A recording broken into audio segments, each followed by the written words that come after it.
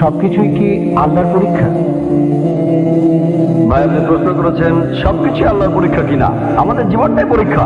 মাঝে মধ্যে আমরা নিজেরাই নিজেদের জন্য সমস্যা তৈরি করি, আমরা নিজেরাই নিজেদের সমস্যা তৈরি করি। এই জীবনটা আসলে পরকালের জন্য একটা পরীক্ষা। তাহলে তো ব্যাপারটা দাঁড়াচ্ছে কেউ বেহেশতে যেতে পারবে না, কারণ মানুষ মাত্রই ভুল করে। ভাই, আপনি বললেন যে কেউ তাহলে বেহেশতে যেতে পারবে না, কারণ মানুষ মাত্র ভুল করে। আমি একমত, মানুষ ভুল করে, প্রত্যেক মানুষই ভুল করে। আর এই জন্যই নবীজি বলেছেন, আল্লাহ সুবহানাহু ওয়া তাআলার করুণা আর দয়া ছাড়া কোনো লোক বেহেশতে যেতে পারবে না। আমার লেকচারে সে কথা বলেছি যে আমরা মানুষরা ভুল করি, কিন্তু আল্লাহ সেটা মাফ করে দিচ্ছেন।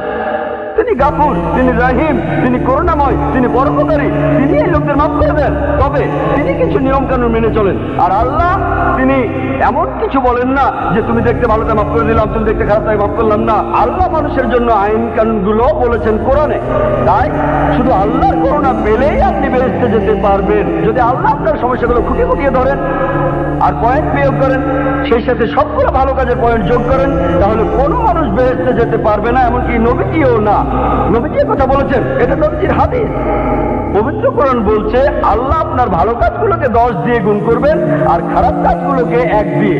আর আল্লাহ এরকমই করুণাময়, তিনি মানুষকে ক্ষমা করে দেন।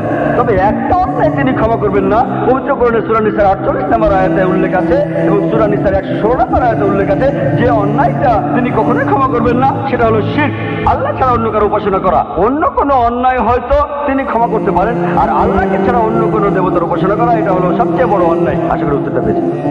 আপনি কি আরো কিছু বলতে চান ভাই?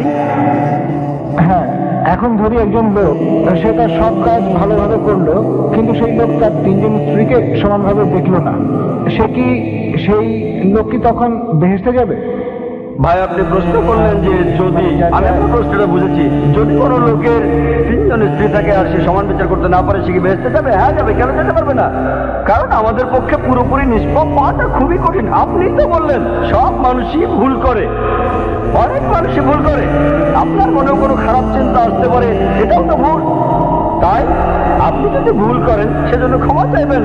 যে লোক তার স্ত্রীদের সঙ্গে সুবিচার করতে পারে না, সে যদি ক্ষমা প্রার্থনা করে, আল্লাহ ক্ষমা করতে পারেন, তাকে বেহেশতে নিতে পারেন। হতে পারে সে অনেক ভালো কাজ করেছে, তাই আল্লাহ তাকে ক্ষমা করতে পারেন। এইসব নির্ভর করছে আল্লাহ সুবহানাহু ওয়া তাআলার উপর। তিনি বিচার করবেন। একজন লোক তার স্ত্রীদের প্রতি সমান বিচার করবে, তবে যদি করতে না পারে, সে বেহেশতে যেতেও পারে, নাও যেতে পারে। তার পুরো জীবনের সবগুলো কাজ বিচার করে আল্লাহ সবকিছু ঠিক করবেন। সে বেহেশতে যেতেও পারে, নাও যেতে পারে। সে ক্ষমা প্রার্থনা করলে আল্লাহ তাকে ক্ষমা করতে পারেন। আশা করি